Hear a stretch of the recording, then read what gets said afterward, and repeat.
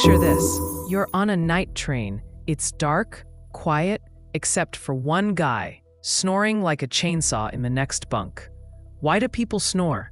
And why do some never stop? Here's the deal. When you fall into deep sleep, also called slow-wave sleep, your whole body relaxes, including the muscles that keep your airway open, your soft palate, tongue, and throat. Your brain still tells you to breathe, but the air now has to squeeze through a smaller gap. That vibration, that's your soft palate flapping like a flag in the wind. And that's the beautiful noise we all know as snoring. But not everyone snores. It depends on your anatomy. If you have a deviated septum or enlarged tonsils, you're more likely to.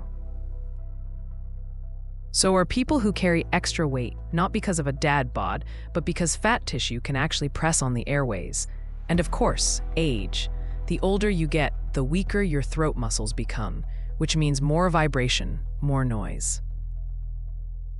Sleeping on your back doesn't help either. Gravity pulls everything down, and that tightens the airflow even more. Now, snoring itself isn't dangerous, but when it turns into sleep apnea, where your breathing actually stops for a few seconds, that's a real problem.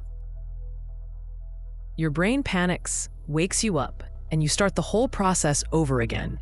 Do that 100 times a night, and you'll wake up tired, foggy, and oxygen deprived.